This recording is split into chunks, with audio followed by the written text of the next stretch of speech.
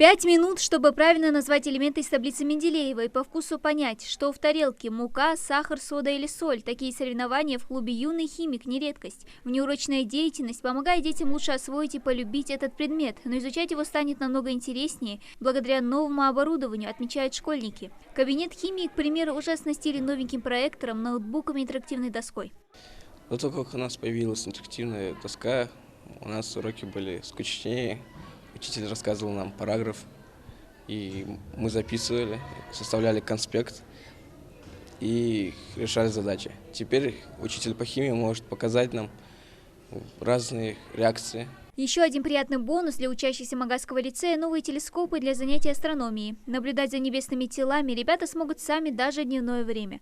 А пока небольшой инструктаж от педагога, как пользоваться прибором. Вы можете прямо сверху смотреть, вставляя любой окуляр.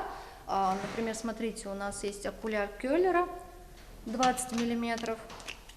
Вы, например, вот так его берете, вставляете.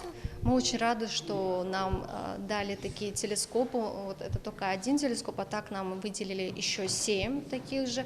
Благодаря этому мы теперь можем во время уроков астрономии с детьми изучать небесные тела, изучать Луну, созвездия. Раньше у нас этой возможности не было. Оборудование закуплено в рамках федерального проекта «Успех каждого ребенка». Он направлен на развитие дополнительного образования в школах, где создаются и оснащаются кабинеты для внеурочной деятельности. Кроме основной школьной базы, детей будут готовить по нескольким направлениям – научному, художественному, техническому и спортивному. Каждый ребенок и с техническими, и с естественно-научными, и с художественно-эстетическими, музыкальными, хореографическими способностями должен в школе найти какое-то свое дело, какой-то свой кружок, свою какую-то секцию, будь то это спортивная секция или что-то другое. В любом случае, по всем направлениям детей развивать мы должны. В этом и есть успех каждого ребенка.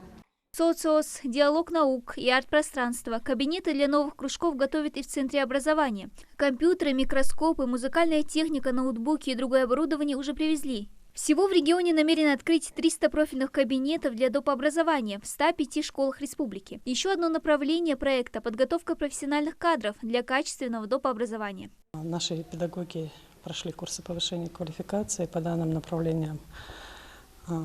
Также нами подготовлены помещения, разработаны и утверждены программы дополнительного образования, логотипы, составлены списки детей.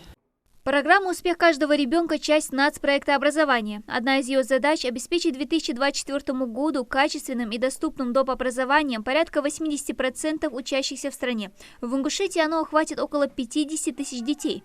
Для этого планируется создать порядка 8 тысяч новых мест доп. Образования в школах региона. Словом, внеурочная деятельность охватит 124 образовательных учреждений Ингушетии. Дана Плиева, Адам Далаков, Новости 24.